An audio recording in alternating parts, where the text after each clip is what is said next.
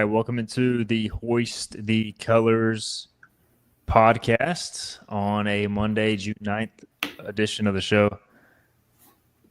I'm getting a really weird audio delay. Are you guys? No. No, must just be you. I'm going to have to mute my audio because when I'm talking because this is bad. Let me know in the comment section. I'm like hearing myself talk 3 seconds after I'm done talking. So this is weird. Anyways, I may have to log out after I'm done talking. All right, it is our season finale of We got the a Murray show. State What's go up, ahead Scott home run. Roger? Murray State. It's a home run to go ahead. There we go. What inning are we in? It's the 8th. Top 8. All right. I can't deal with this. I'm gonna have to log out. But let me get y'all started on the topic. This is really weird.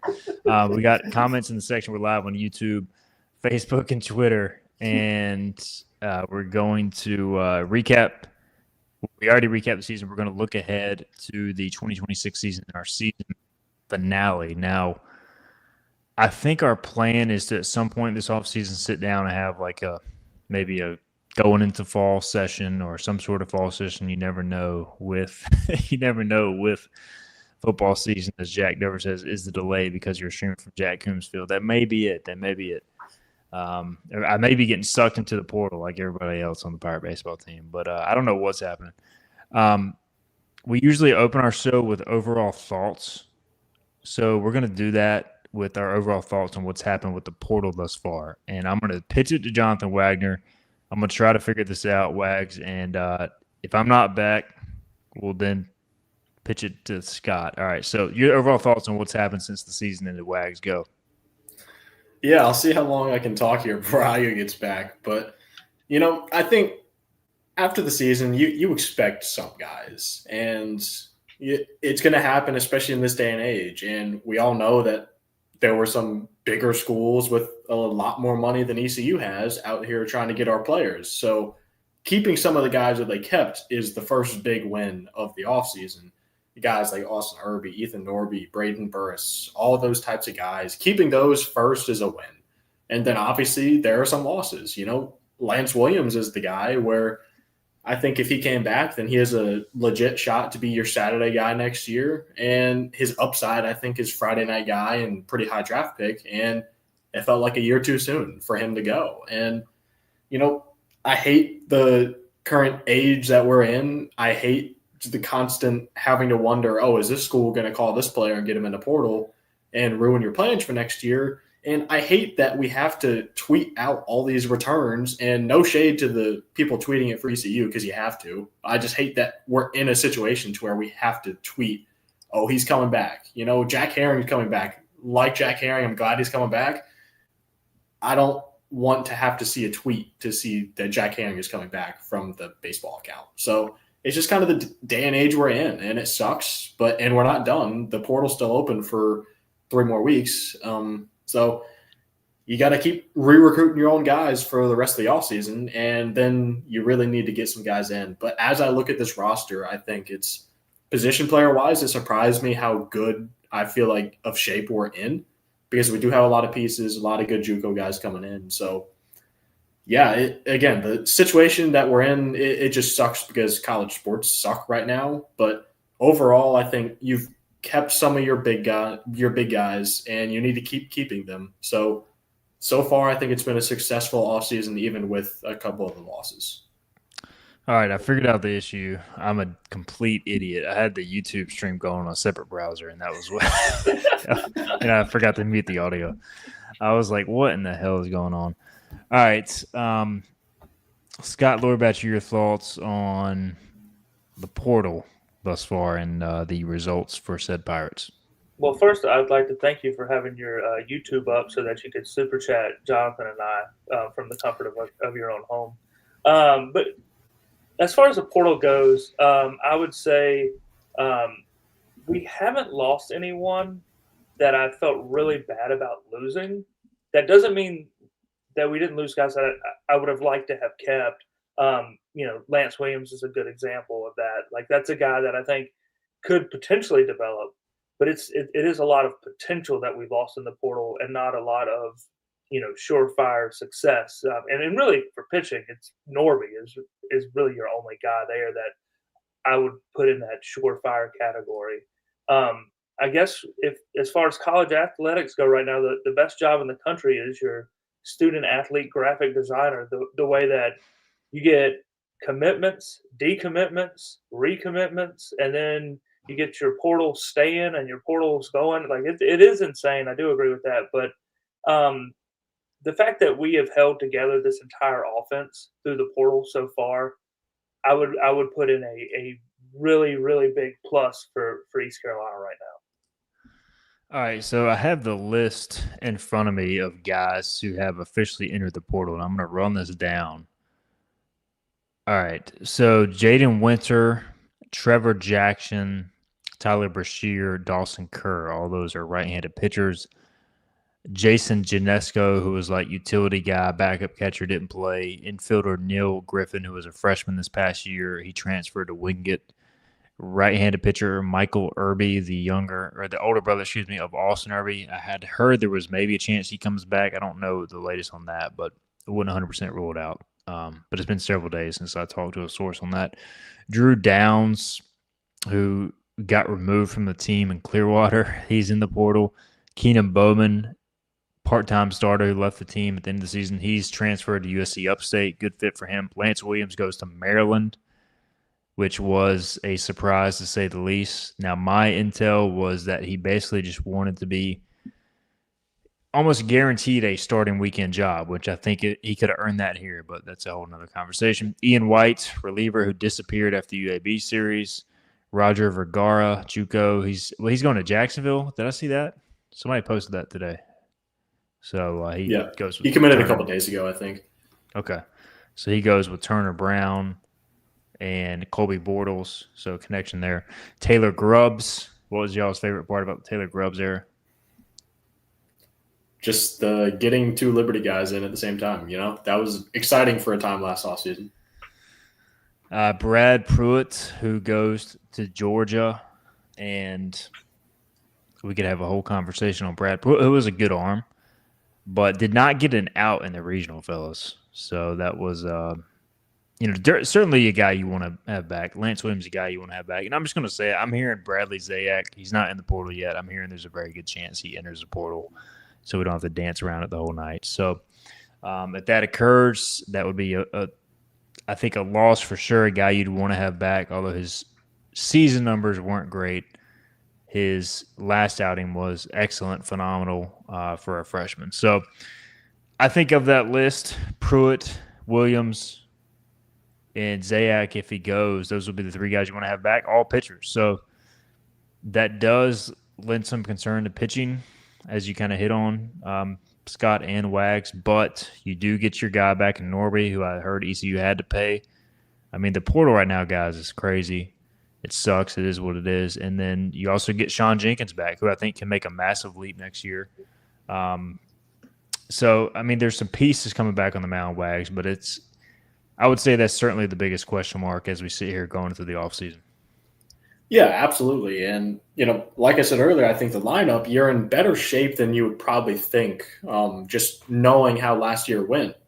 Just because you do have a couple JUCO bats. You don't have any JUCO arms yet, I don't think. And, then you look at the freshman class and you have a couple guys in who are draft risks, and probably more so one Colby Weber. But, hopefully you get those guys to campus. But if you don't, it's another question. And it's just, to me, the way I look at it, and yeah, Pruitt, I definitely wanted Pruitt back. But at the same time, with how he ended and how he fared as a starter, it does make you wonder, is his confidence going to be kind of shaken up beyond kind of where you can repair it here? And obviously he ended up going to the SEC, and we'll see how that goes. But, Lance Williams is kind of in the same boat. He always flashed the potential. And to me, like, Lance Williams had that elite potential. But when it comes to, production from last year, Pruitt's obviously the guy that you miss. And, yeah, Sean Jenkins is going to have to step up. That's first and foremost. He showed the flashes. The elite potential is there with him. And if Sean Jenkins comes through next year and has a good sophomore year, which should be his freshman year age-wise, then we could be in a very good spot.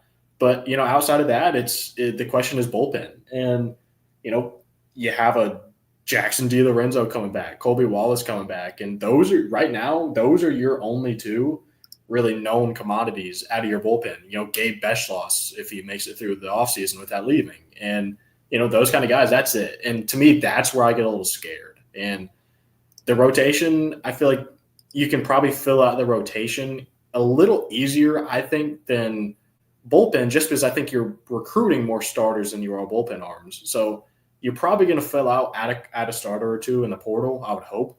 But then to me, it's bullpen. Who's going to step up into that Ethan Young type role? And this team has shown you don't need 10 relievers, but you really need 2 to 3 really good ones. So who are going to be those guys next year for the staff? Right now, we have no idea. And I think that's definitely the scariest part heading into what's to come this summer. Speaking of the bullpen, it is not a announced deal yet, but ECU is recruiting Belmont Abbey closer Thomas Paxson. Also has some interest from UNCW, NC State. I'm hearing we could hear an announcement soon. The Pirates sit well there, just to give a kind of a scouting report on him. A lot of pitchers visiting the next week or so too. So I think ECU well on its way to adding some depth, but 92, 94 with the fastball, is topped out at 96 last year for Belmont Abbey. 24 games, 9 saves, 2.50 ERA, 39 innings, 36 Ks, 18 walks. So, pretty good right-handed arm. All right, if he ends up coming. Scott, your thoughts, and I will say too, just kind of leads you into this. I have heard that the plan is, Ryan Towers and Brett Antola did have surgery, but the plan or the hope is both those guys are back for opening day next year. So that would, in theory, give you 2 more arms coming off surgery. So that's an unknown. We also don't, JD Little, lefty, and Dawson Neal, 2 left-handers, have been on the roster now. JD Little for 2 years, Dawson Neal. I think those guys, they project to have back in some capacity next year, but so that would be 4 arms coming off injuries that you could have back too, that we just don't really know. So a lot of unknown here.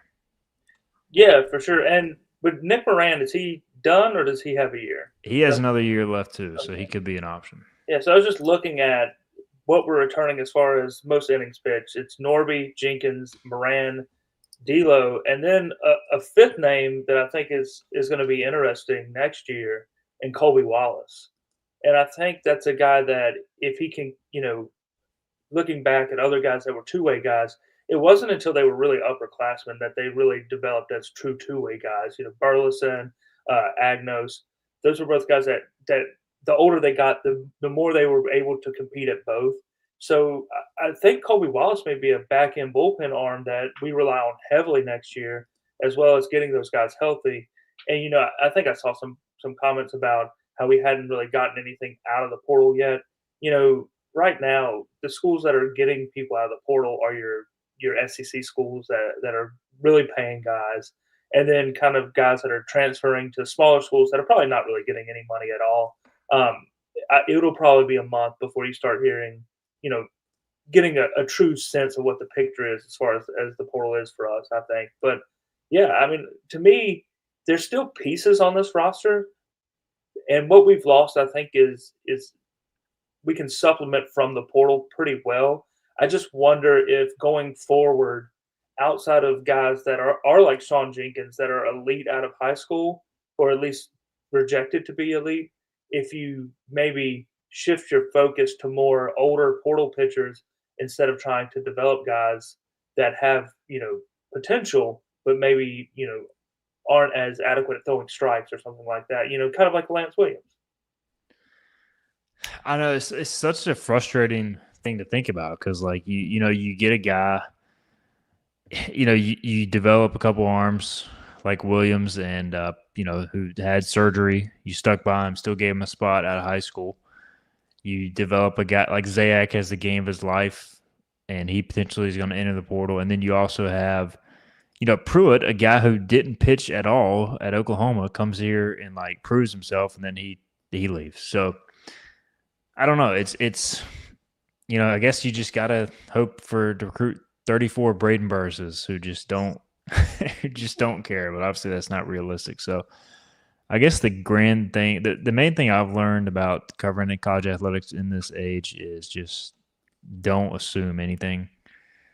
I assume Braden Burst will be back, but he's the only one I really felt good about just talking to him. But I'm looking at this, guys, and look, I'm with you, Scott. Like, the only person who's not replaceable is Ethan Young. Like, I just don't know if you're going to go out and get a guy who's that good and has that good of stuff. But, like, Pruitt, as good as he was also just as frustrating with it was either all or nothing. Zayak had a phenomenal start, and then every other time he took the mound, he was pretty underwhelming. And then, Lance, similar type deal. He had a couple really good starts, and then outside that, he struggled to throw strikes. I don't think losing a lot from the staff outside of Ethan Young is the worst thing in the world. Certainly, I think we would all say you'd want to have Pruitt, Williams, and Zayak back, but, like, they are replaceable. And so, like, I feel this at the end of the day, this was not an elite pitching staff. So, like, that to me is you can at least match it, if not surpass it. So, I don't know. Am I off on that, Wags, or do you feel the same? Like, I always felt like kind of keeping the core of the offense was the main goal of this season, although, you never want to lose arms.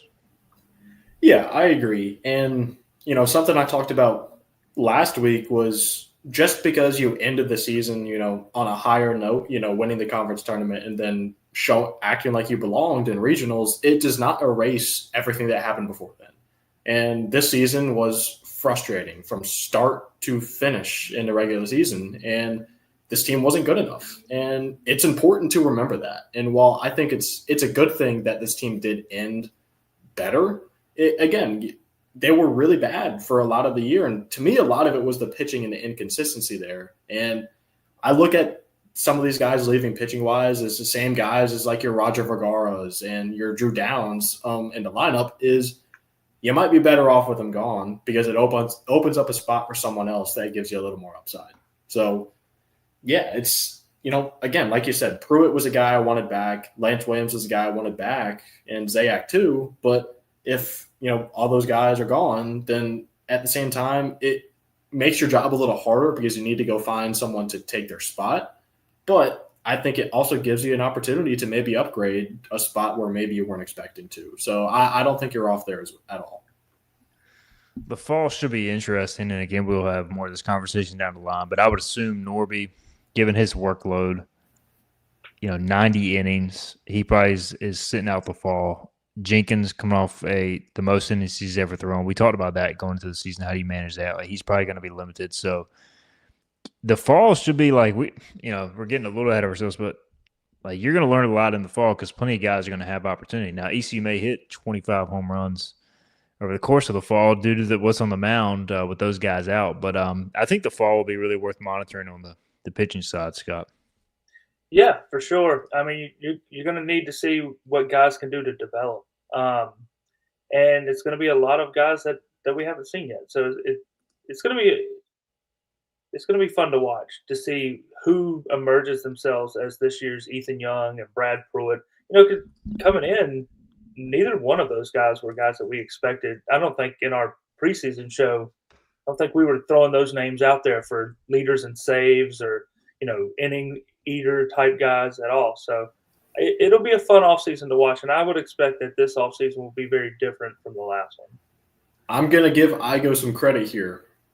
He did have Ethan Young preseason leader in saves. I only know that because I listened back to it so we could laugh at ourselves 2 weeks ago. Was he officially the leader in saves? He was in like a 5-way tie with like other guys with 3 saves going into regionals. He got one in the postseason. Okay. So too bad, Igo. Hate that for you.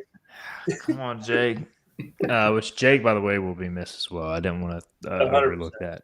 His innings eating ability and just reliability.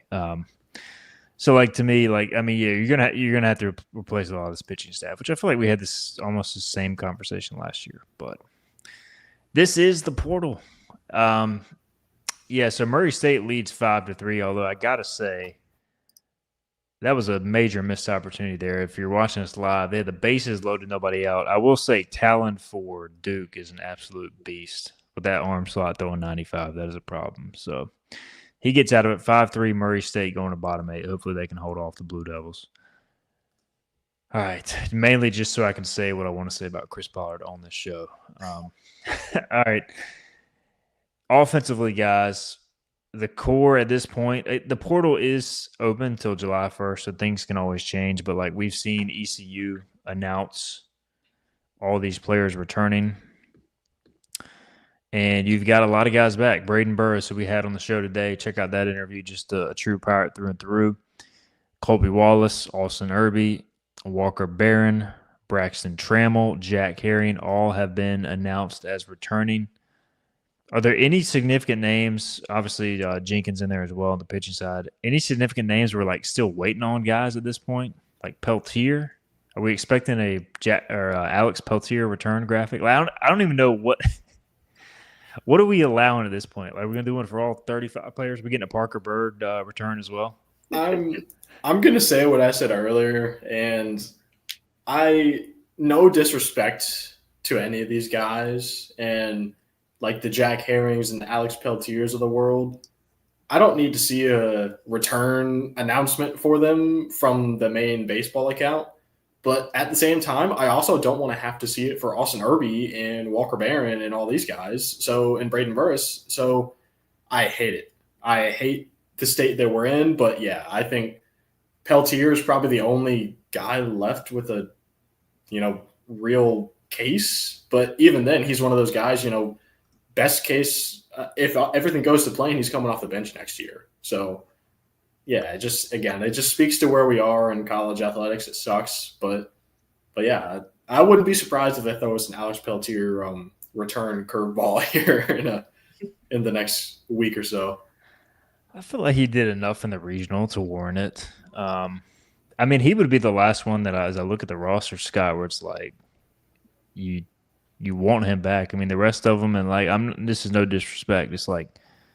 I mean, are we really going to get a Michael Kalinich, return graphic or Alex Boucher return graphic or like Davin Whitaker? I just don't know.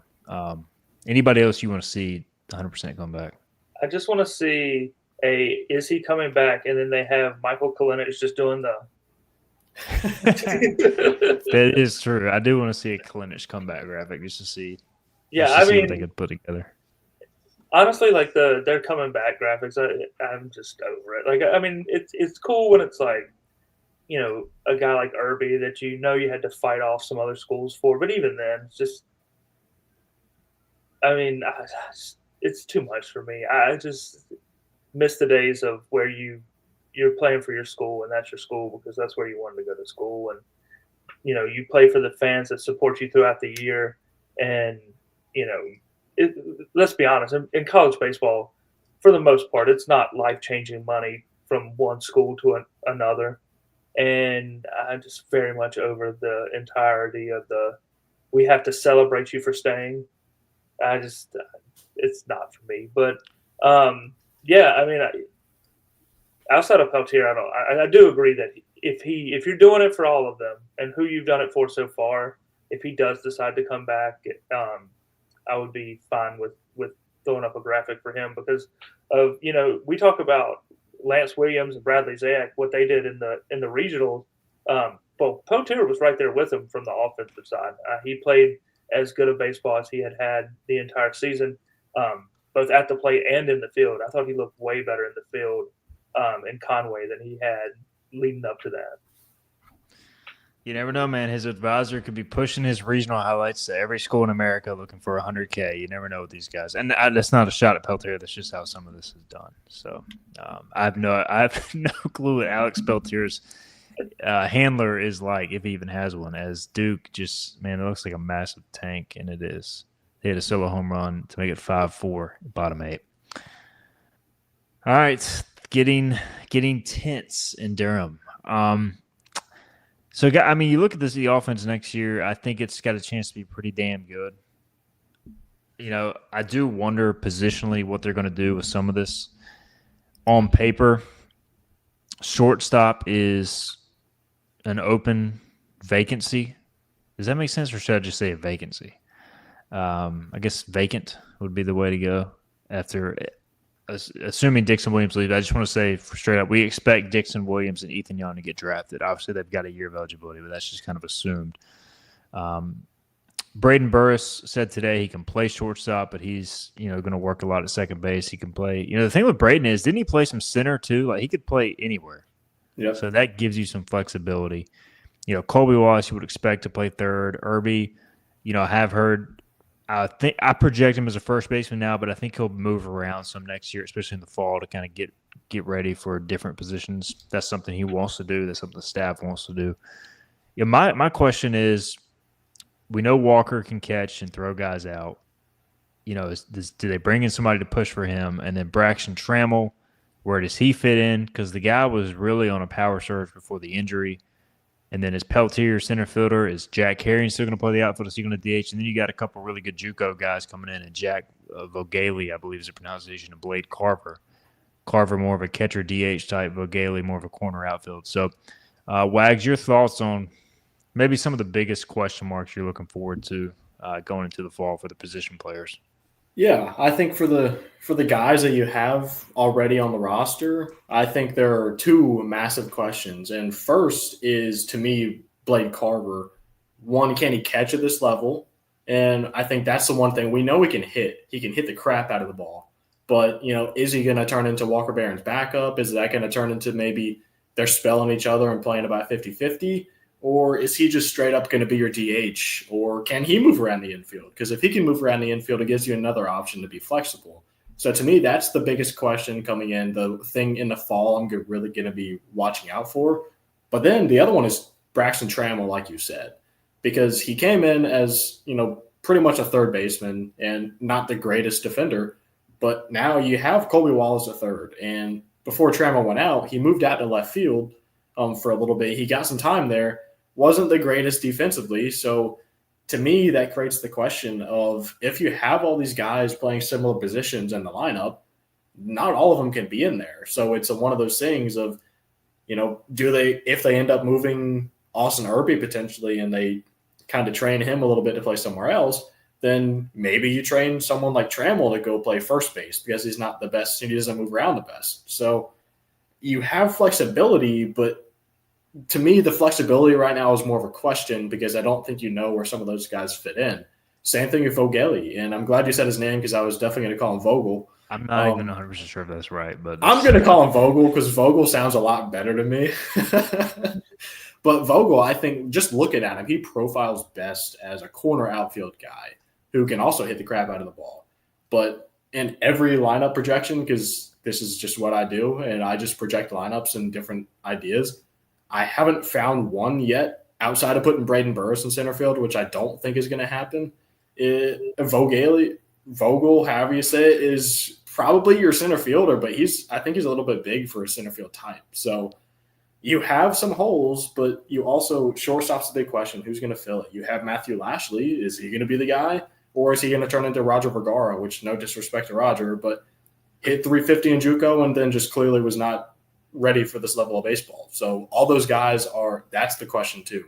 The three JUCO guys, are they ready and are they going to translate to this level of baseball? Because if they don't, I think it completely changes everything for next season if they don't live up to at least the hype I'm giving them right now. So just to provide some perspective before we go to Scott, the raw numbers for Carver and Jack V are insane. So Blade Carver for Northern Oklahoma something. What is this school here? For some reason my browser's giving me issues. Either way, for a JUCO in Oklahoma, 391 batting average over 58 games, 23 bombs, 71 ribbies, 61 runs, 21 stolen bases as a catcher/DH. Jack V, 408 average over 64 games for Walters State, one of the best JUCOs in the country. 19 home runs, 95 RBIs, and 101 runs scored, 18 stolen bases. So, I'm going to be honest, I'm not a JUCO expert. I do know Walters State is very good. What do these numbers mean? As Wags references, sometimes can mean a lot. I think Christian Smallwood had some pretty insane JUCO numbers. Nothing like this, but you just don't know how it's going to translate. So we'll know more in the fall. But you would have to think at least one of these guys helps Scott, and hopefully both. Both of them are right-handed bats, by the way. Yeah, I mean, 98 RBI is insane considering that Irby and Dixon combined for like 101. So that's an incredible number. But what I'm worried about for next year, and we haven't kind of resolved this yet, is kind of what our issue was offensively this year, where it seems that we have a lot of guys that all play the same position. And, you had Collins and you had Barron at catcher, and you had to get them both in the lineup. I think we're cursed to where we will always have two catchers in our starting lineup, one catching and one at DH for some reason. And then in our infield, we had mostly what I would describe as first and third baseman around the infield. And then in our outfield, it felt like outside of when Riley was healthy, you had a lot of corner outfields. And Peltier, if he can continue to improve, I think he is going to vie for that center field spot. And maybe that'll allow Vogel Lee apparently to play one of the we were all corner wrong. Johnny Robertson says it is pronounced Vogel Lee, so that would have been last on my projected pronunciations. Is that, and maybe it's Yak though? Maybe we're wrong on the first name. Yeah, Yak Vogel Lee. It's actually Yak. Yak.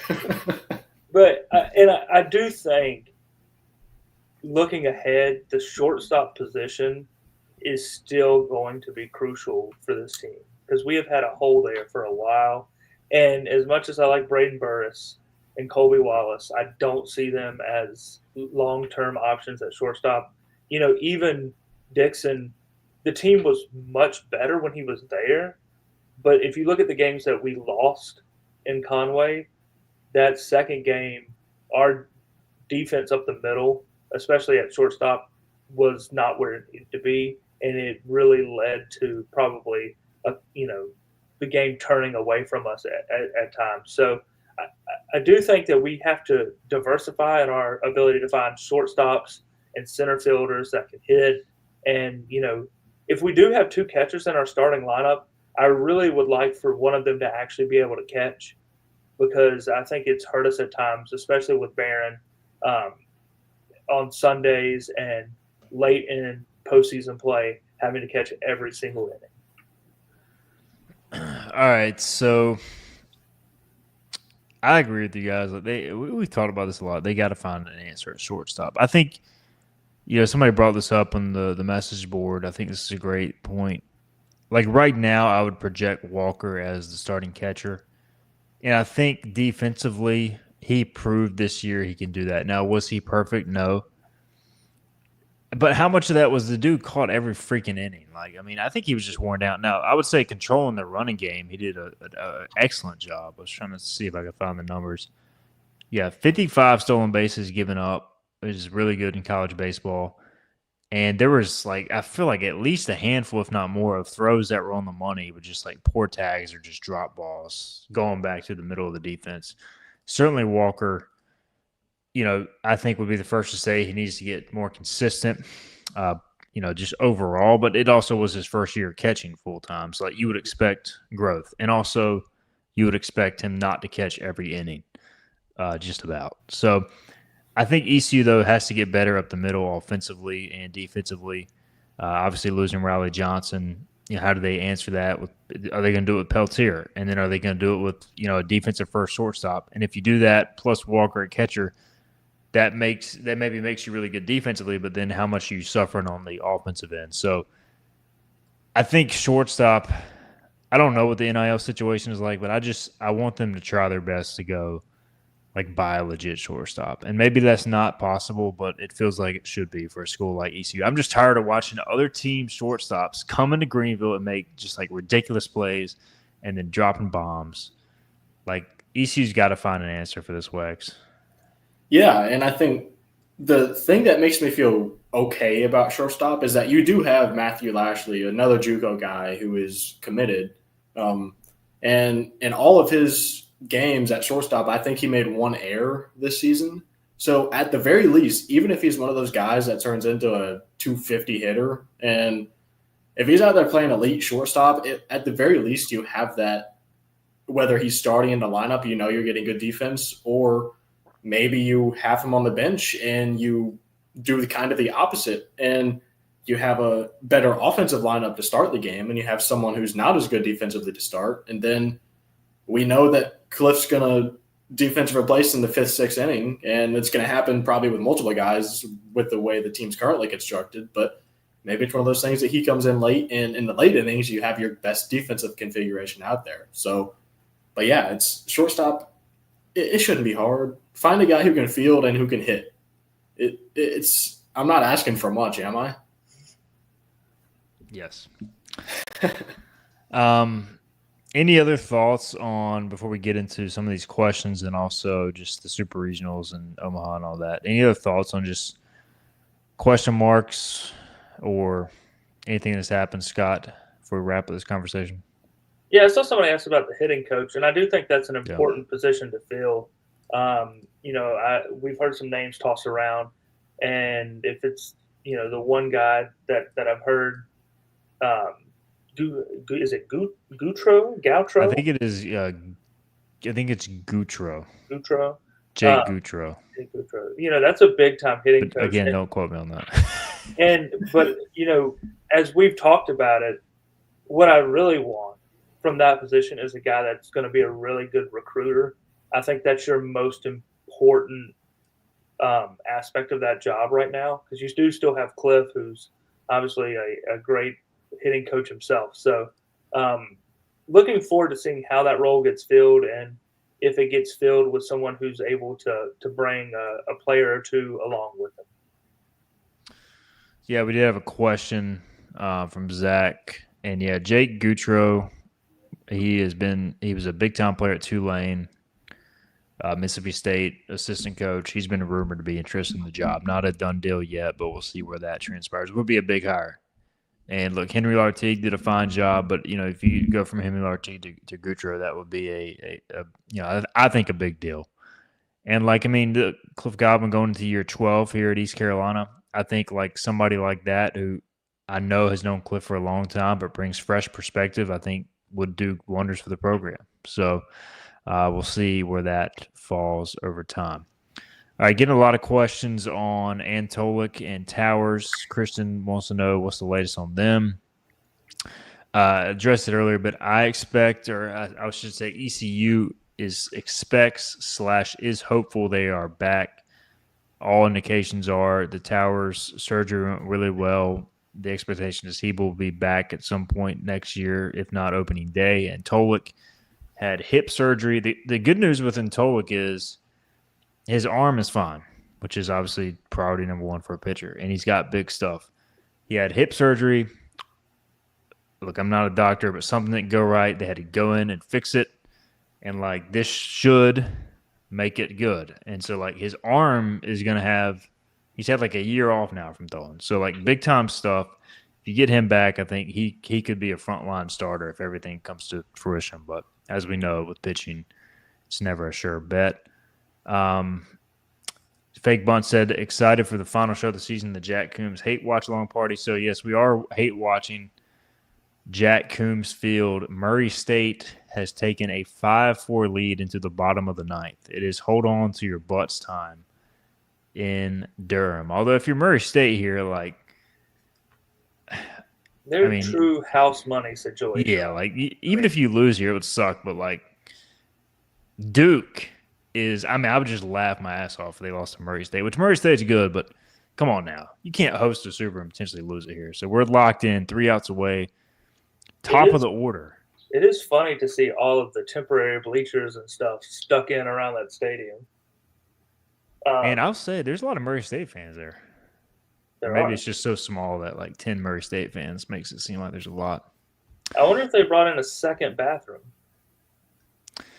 I don't know, man. There's something special as the hit by pitch to start the ninth. Not the way to do it. There's something special about taking a leak beside a Duke baseball player. Nothing gets you going quite like that.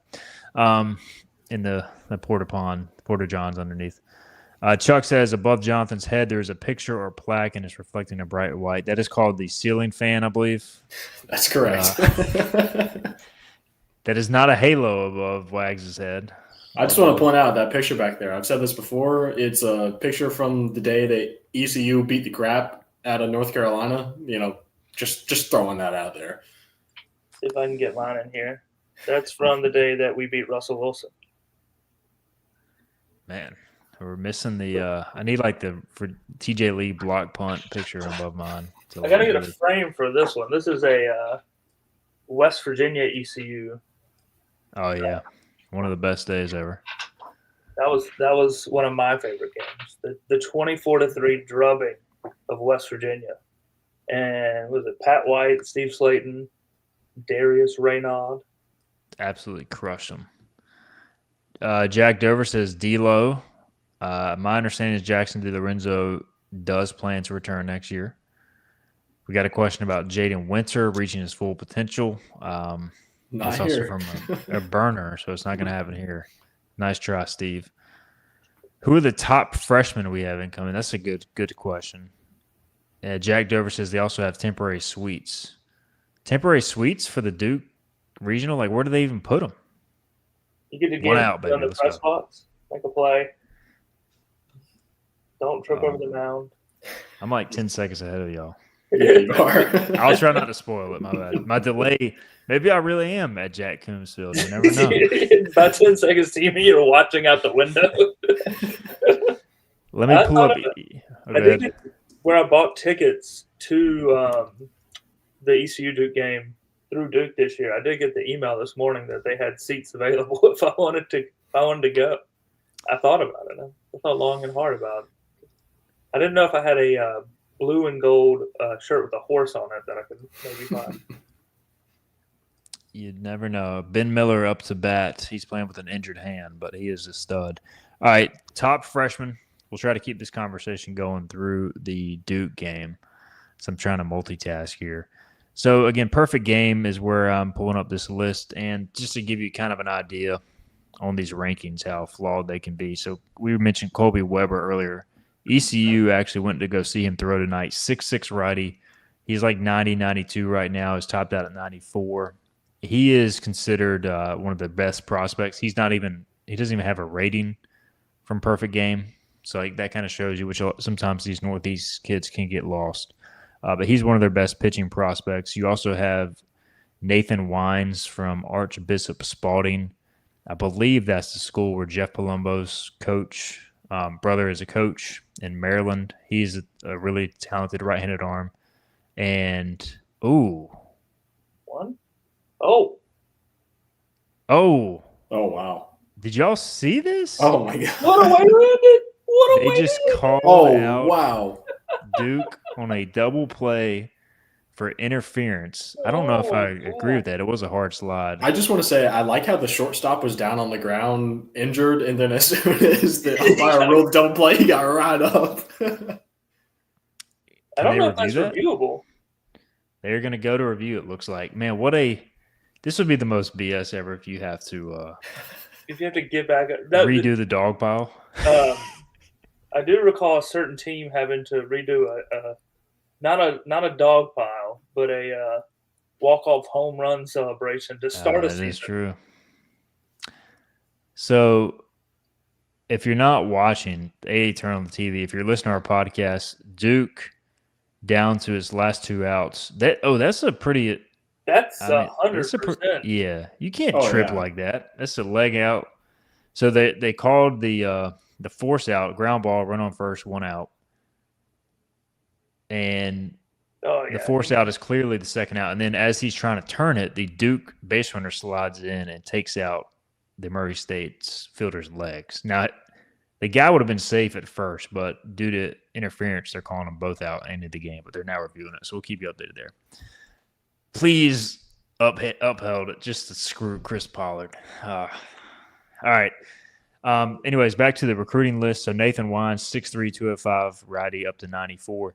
Luke Craddock, 6'2", 235, out of Pro 5 Baseball Academy, power hitting, right-handed. Apex. Bat. Say what? Pro 5's an Apex. So. Oh, there you go. Out of Apex.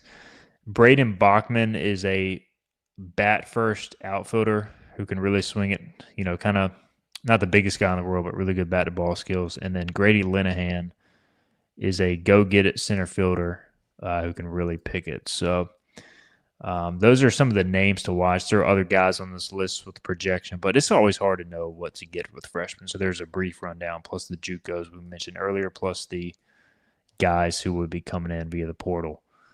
So as we sit here and wait the ruling of this Duke-Murray State play, it's been honestly, I don't know if it's just because the way ECU ended it, but I've been locked into super regionals. What about you guys? It's been a great one, and it's the types of teams that at least the first 3 teams that make it to Omaha were Coastal, Arizona, and who was the other early one? But it wasn't a big time school like that. So, so that's been fun. I think you might be right, but that's fun. It's different, and I think this year will be the first year in a while where there's no repeat teams in Omaha. None of the last year's Omaha teams are going to be in Omaha this year. So that's cool. We're going to have a new champion, and here comes the ruling. I don't have my sound on, so I can't hear what I'm saying, but they called him safe at first, out at second. That's incredible. So Duke will get another chance. You know what's going to happen. So, I mean, his slide wasn't at the bag. His entire body was left of the bag. He literally went off the bag with his foot. I knew once they went to replay they were going to freaking do that because they didn't want to end the game that way. I think what we just learned here is that we've talked about it for years. We need a watch along with these 3 right here, us 3, 100%. because we don't even care about these 2 teams. So I was thinking about cashing out my Murray State bet right now. I'm gonna do it. I care to see Duke lose. This will just make it even better when they lose, because they get to lose twice.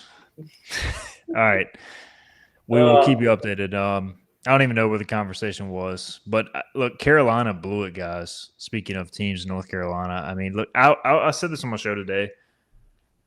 I am far from a Carolina fan like Wags. I'll say that. But, I respect UNC's program because I think Forbes does a hell of a job. He does it the right way, and he's willing to play ECU home and home, all that good stuff. And, for me, I think they go about things the right way, unlike some other Carolina teams. So I'm not going to say I was, celebrating their defeat like I might be with Duke here shortly. But, how do you blow a lead like that? I mean, obviously they won game 1, and then the defense really choked it away. But I don't know. That had to be tough to take, Wags, especially for you. That was a strike. Again, I'm not a UNC fan. For the people who listen, I'm not actually a UNC fan. Am showcasing the ECU picture of ECU beating the crap out of UNC behind me, like I said. But yeah, I mean, they completely choked that away in every way. They beat the crap out of Arizona in game 1, and then, game 2, Arizona took it, and then game 3, Carolina should have had it, and then they get a crazy performance out of Ryan Lynch, a freshman making his 3rd career start, and costly couple of errors there, and they should have won it. And last week on Patrick Johnson's show, I said that my national championship picks would have been either UNC or Arkansas. So, yeah, UNC losing was a stunner for me, and not because I was rooting for them, because I don't root for any teams outside of ECU, but yeah, I was surprised to see them go down, and that is a good team, and I agree with you. I like the way they do it in regards to their relationship with ECU. Forbes is a really good dude. He's an easy to root for type of guy. So unlike, a Pollard or an Elliott Avent. So I do have more respect for that program than I do for any of the other ones around here. We are still awaiting the end to the Duke-Murray State game, and boys, get ready to celebrate. No longer. It is final. Did he step on the right bag? Let's look at it 15 times. Chris Pollard and the Duke Blue Devils have to witness 2 dog piles from visiting Murray State. Now they're on the ground. Okay. I was about to say. Just a half-hearted dog pile the second time. Murray State, man, what a story as a 4 seed going to the College World Series. And Duke chokes on a giant chicken bone in Jack Coombs Field. They hosted the Murray State Racers boys in that dog crap stadium and couldn't get the job done. And look, what an awesome. This is why college sports are the best, man.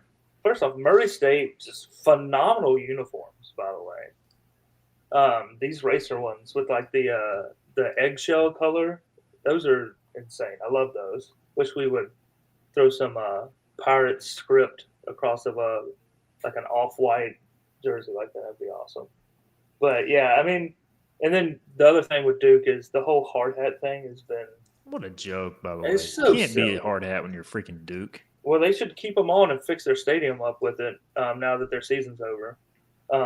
But yeah, the hard hat thing, and then I was glad that the 2 games that Murray State won were with Gracia in the lineup, and I thought it was crazy to take Kyle Johnson out of your lineup after the performance he had in Game 1, and then on the other side of that, going back to UNC, a lot of times these Game 1 blowouts look way worse than they actually are because you get down 6 runs in the first game. You have to start saving pitching. You're throwing your back end bullpen guys. It's just those guys are going to give up runs. But UNC to lose the way that they did was pretty rough. It reminded me of Arkansas in 21 against NC State, where I think they beat NC State like 21-2 in Game 1, and then lost back-to-back games. So it is, now thinking about this, a bit wild. We talk about how good baseball is in North Carolina. We'll have 0 teams in Omaha,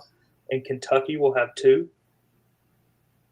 Wow. Because Louisville's in. Louisville and Murray State representing 25% of the teams in Omaha from Kentucky, and Kentucky not in. Dan Skirka, the head coach, you got to wonder if he's going to be up for any jobs. I mean, they have been pretty consistently good there. This is their first real breakthrough year, though. He was at Walters State Community College as an assistant when he got the Murray State job. So, how about the Missouri Valley, though? 3 straight years of a team getting to the Supers, and now 1 going to Omaha. It's pretty wild. So here are the Omaha 8, fellas. Louisville will take on Oregon State on one side of the bracket, along with Arizona and Coastal Carolina. You've got UCLA versus Murray State, and then you've got LSU versus Arkansas. Look, I am all in on this Omaha field. I know the casuals may not be, but I am all in. Wags, your thoughts? Yeah, it's fun. And, looking at – I'm not a Coastal Carolina fan, but I'm rooting for Coastal Carolina because Kevin Schnall and the way he handled the Kevin O'Sullivan fiasco last weekend earned my respect. And I love it when a guy, just a coach in that position, just unprompted, steps up and calls out something wrong. So I love that. So I'm rooting for them, and I think they have a legitimate chance, especially being on the side of the bracket, avoiding LSU and Arkansas. I think Coastal has a real chance to make it to the championship and make it out of their side of the bracket. But it's fun, and I'm kind of glad that Arkansas and LSU have to go at each other in Game 1 because one of them is going in a loser bracket no matter what right away. So it's going to be fun, and I do think it's this whole season. I've been saying it's wide open. There's not that one team at the top where it's going to be them. They're going to win. Everyone else is fighting for second. It's not like that this year, and now we're going to be rooting for Coastal Carolina, or if my prediction comes true, then we might get a Coastal Carolina versus Zach Root for the national championship. So a lot of storylines. It should be a fun one, and it's best time of the year, postseason baseball for sure. And I feel like we were having the conversation, guys, that last year it was the all ACC, SEC invitational, and we were all kind of worried, like, are we heading down this path? Well, this year you got the 2 SEC schools that are facing each other, and you got one school from the ACC, Louisville. I don't think anybody expected them to be one. So, like, Yeah, I mean, I think this will be somewhat of an anomaly, but this does show, to me at least, that I think we're still going to have some parity in college baseball, Scott. Yeah, 100%. Until next year, when the SEC demands they reorder the team so that their two teams aren't facing each other in the first game in Omaha. But I was talking to my father-in-law about this weekend. We were talking about some of these teams that got upset and how um, out of the top six seeds, only two teams were going to advance to Omaha. And the SEC is going to be filled with guys that are super talented, really good baseball players. But for the most part, guys on SEC rosters are not playing their last meaningful games this week or last week or next week. They have baseball beyond college. But, Murray State, the majority of the players on that team are probably done after their senior year. For Coastal, they have some guys that will go pro, yes, for sure, but they don't have every guy on that roster is not going to get drafted the way it would for a Tennessee or for a Vanderbilt. So it is a lot of guys that are playing with something to prove, playing for their school more so than the SEC guys that are getting paid, and they're getting paid a lot. So it is a fun dichotomy to watch the difference between guys that are playing for something bigger than themselves and guys that are playing for mostly a paycheck. And I do think that SEC players still have some school pride, and there is some of that there too. But far and away, the guys that are sticking around at East Carolina, at Murray State, at Coastal, etc., are playing for their schools and their communities way more than the guys at Tennessee and LSU and Arkansas or Florida or wherever else. So it is really cool to see. And, of all the years to not be at our best, the year that three top eights make it to Omaha and everybody else is either, a secondary host or a 2 seed, 3 seed, 4 seed, it would be this year where it's not one of us. So, all the more fire should be built because it's possible. Murray State can go, we can go. Coastal can go, we can go. Oregon State is obviously a powerhouse, but they're an independent. They don't have a league to play for, and they went. I think it just proves that it's still possible for East Carolina to make it to Omaha. Definitely is for sure, and that will be. I think next year, we'll get our kind of expectations broadly going into next year in a minute, and how this will springboard. I think folks into expecting big things next year. I guess we got to talk about Zach Root. We get some questions on him. Can we talk about Root's antics against Tennessee? Scott Lorbatch had a tweet that went kind of viral. It did. Let's look at the numbers on that tweet. It's still getting people commenting. A lot of former Pirates were a fan of the tweet, right? It was. Yeah, I got a Zach Agno's pregame against the Mets like on that tweet. And then I think he unliked it. I think he was like, I probably shouldn't put my name on it. Hey, it had 156 likes and 32,000 views. And one person that said, ECU fans kind of crybabies. There's always one of those guys. But he was an Orioles burner account. So if anybody knows how to cry, it's that guy. But yeah, I mean, Agno or Root came off the mound fired up, and one, he looks huge now compared to last year. But it is funny to me to see him play with like that much conviction and passion when last year it didn't really feel like he had that for being here. So I don't know. We'll see if next year we're not saying the same thing about Lance Williams in the College Park Regional when Maryland wins the Big Ten at the Turtle, at Bob Turtle Stadium. Y'all can take over the show. I think I have a better chance of leading a team as a coach to Omaha, and I'm not coaching. So if Brad Pruitt pitches Georgia to the College World Series, the 8-9 regional matchup between Georgia and East Carolina. Just wait until Roger Vergara hits a walk-off to launch Jacksonville to Omaha. Jacksonville feels like a team that would give us absolute fits in the first round. You're right. They do. They do. I've seen ECU play Jacksonville in a postseason game of basketball, though. The old CIT. Oh, yeah. The Dolphins, baby. They're pesky. Where y'all at on the root for former Pirates meter? Is it just root and also no pun intended there? Root and Colby Thorndike, and then you got Bryant Ward, UCLA assistant coach. Am I missing any other connections? Let's see. Bristol's out. Nobody at Arizona. Nobody at UC. Well, Bryant Ward. I mean, I'm all in on Thorndike and Ward. I think it just always depends on how you leave, right? Like, I think there's a way to leave in a way that's not hurtful. I mean, it will always suck if you're good and you leave. I don't have the same disdain.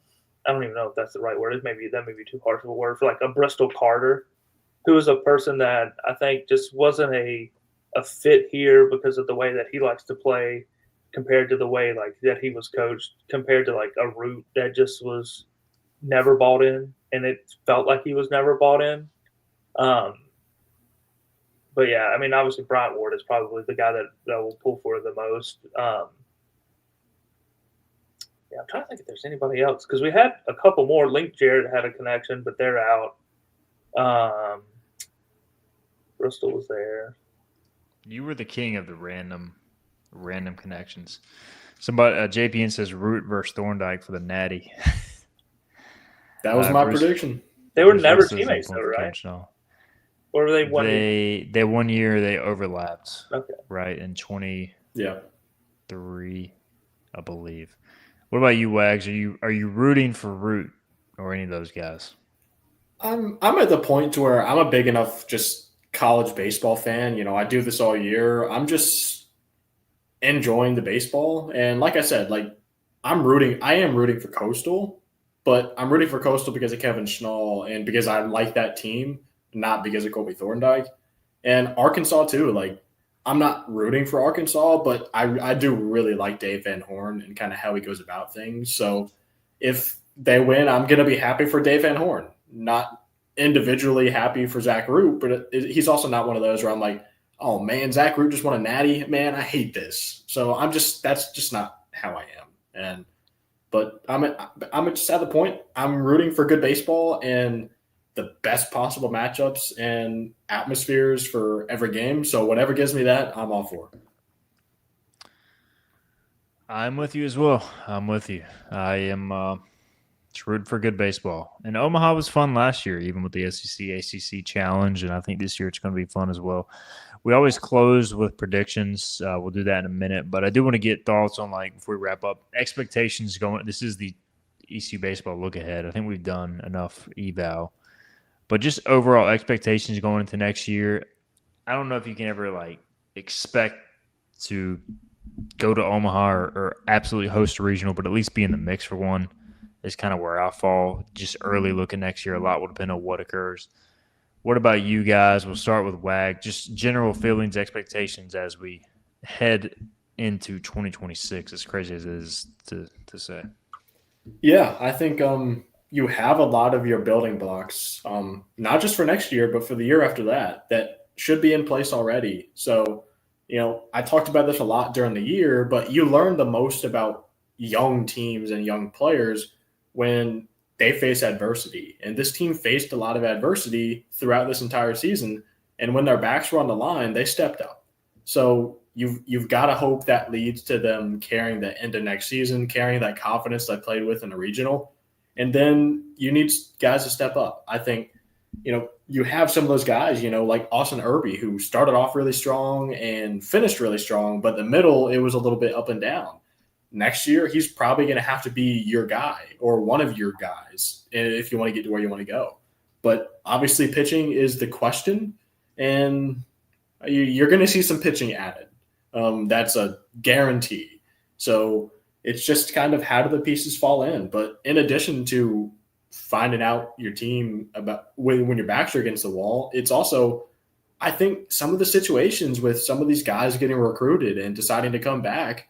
I think that could give you a little bit of a spark too, because a guy like Austin Irby could be playing in the SEC for one of the teams playing in Omaha next weekend, and he's not, and he's going to be back next year. So I think that's big, and I think hopefully you can kind of rally around that both from an individual standpoint and from a team standpoint, because for the guys around him, Austin Irby wanted to come back and play with you.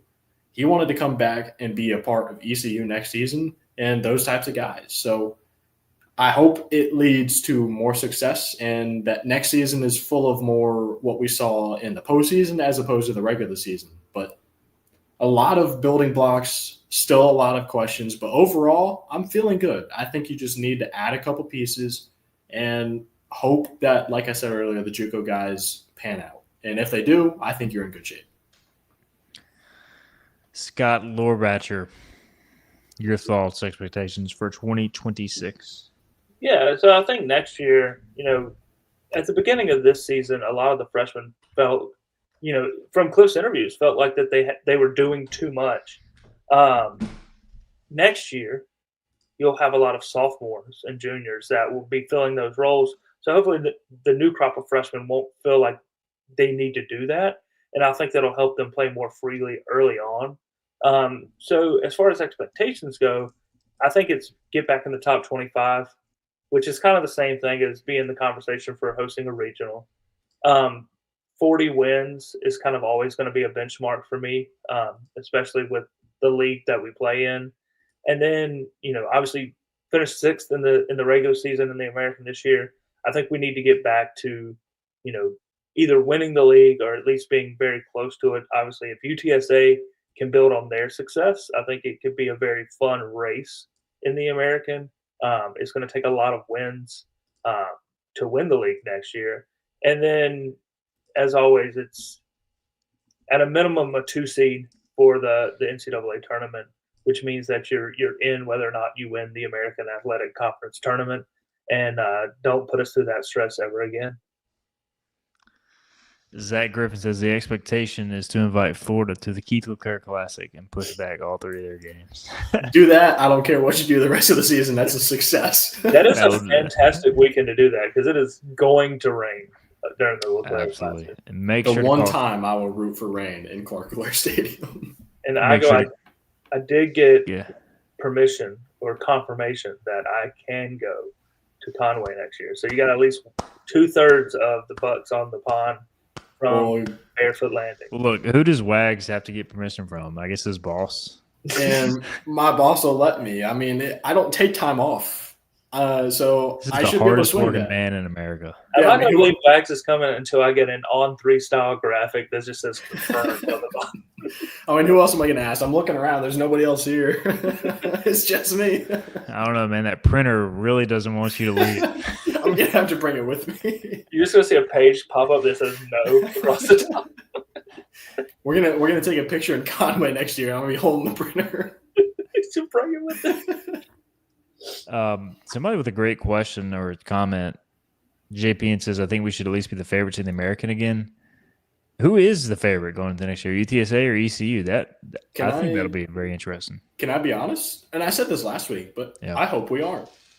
I hope that our backs are against the wall and we're slept on again, because we saw this season that when we are truly slept on and our backs are against the wall, like I just said, we stepped up, and you're going to have to step up again next year. But I think it's going to be those two, ECU or UTSA. UTSA is going to lose a lot, I think. So that'll be the question. How does that pan out? But, yeah, I hope we're not the favorites. And then South Florida so far in the portal has been as good as any non-power team.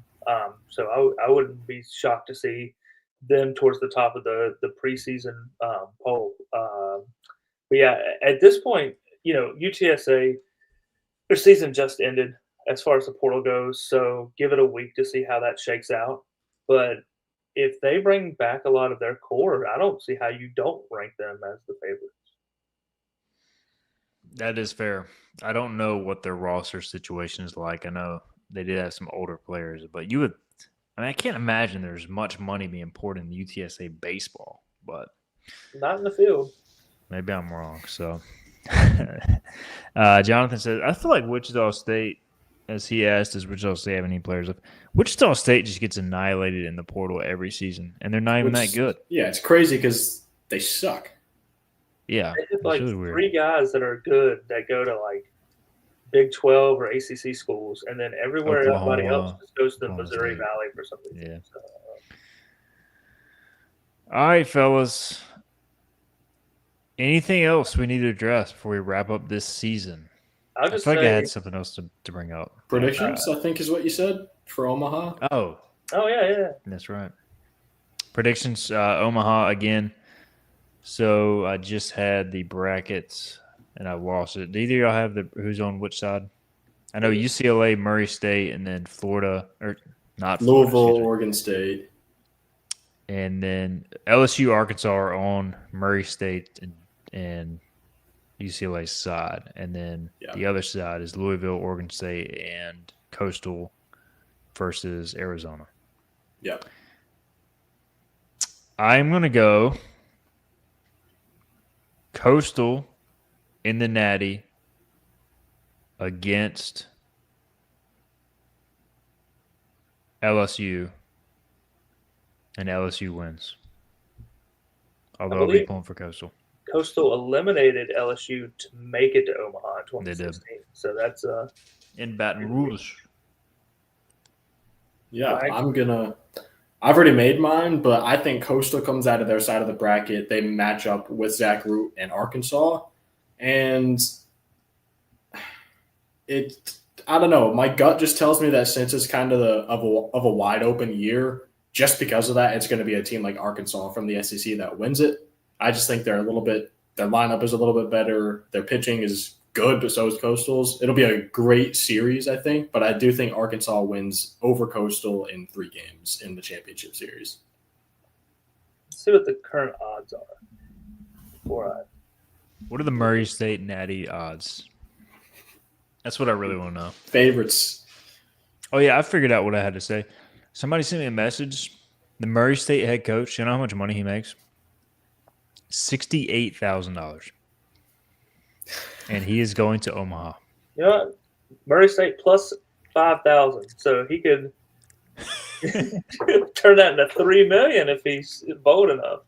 Arkansas plus 195, LSU plus 230, Coastal plus 600, Oregon State 650, UCLA 800, Arizona 1400, Louisville 1800. So Murray State is by far the lowest number on that, but it's been done before. Fresno State won as a 4 seed. So I'll go Oregon State on one side, and then on the other side, a team that I was really impressed with in the Supers because they play great defense, they defend well, they pitch well, and they hit well is UCLA, and I will take in an all Pac-12 national championship game the UCLA Bruins to win it all.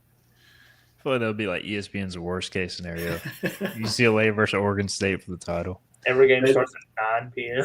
No, they'd probably still start it at 6 Eastern and make it 3 local time because they suck at staggering games and that kind of stuff. So we know Omaha games get pushed back, though. Coastal was minus 230 against Arizona. And Oregon State is minus 160 against Louisville in the first set of games. So that's kind of surprising.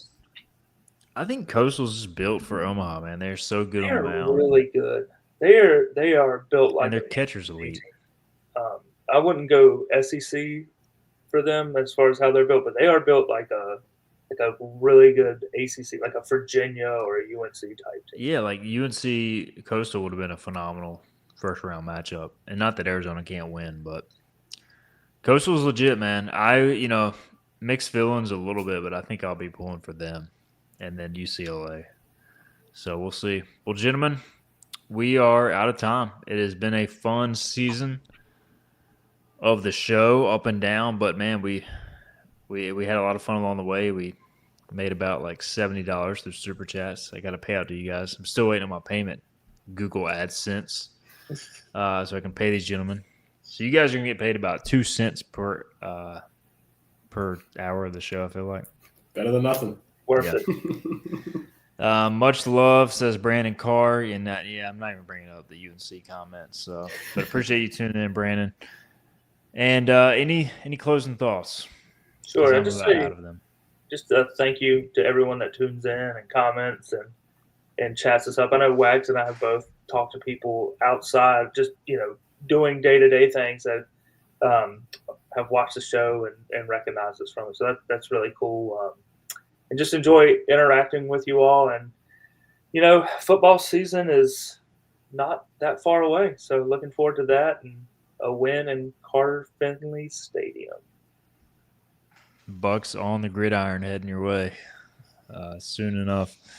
Wags, you want to share your message with any fans out there that may be waiting for this moment? Yeah, just same thing Scott said. Thanks to everyone for listening. This was a long baseball season and something we're not very used to, but I'm willing to bet that things are not going to stay like that. So I think next year, while maybe we had a little more lively chats this year because things were bad, I still think next year is going to be a fun year, and I'm excited to be back with you fellas. And yeah, the off seasons, we still have a lot of off season to go to. So it's been a frustrating year, but still a fun one. I appreciate all the support, and yeah, I can't wait to be back for season preview next year.